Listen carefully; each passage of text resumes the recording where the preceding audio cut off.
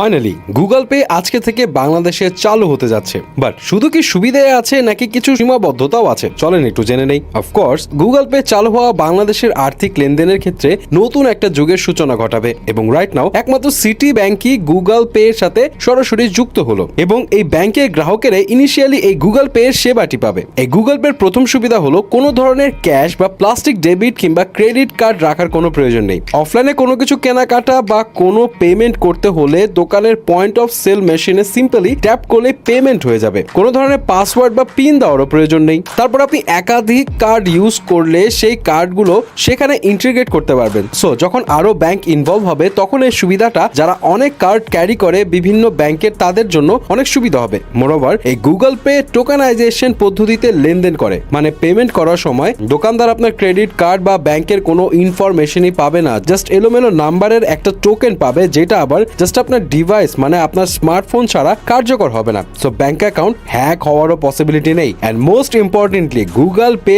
ব্যবহারের জন্য কোনো অতিরিক্ত ফি দিতে হবে না। এটি গ্রাহকদের জন্য বড় একটি সুবিধা, কারণ অনেক ডিজিটাল পেমেন্ট প্ল্যাটফর্ম লেনদেনের ফি চার্জ করে, ফলে ছোট বড় কেনাকাটায় গুগল পে ব্যবহার করা খরচ সাশ্রয়ী হবে। এখন আসি সীমাবদ্ধতা নিয়ে কথা বলতে।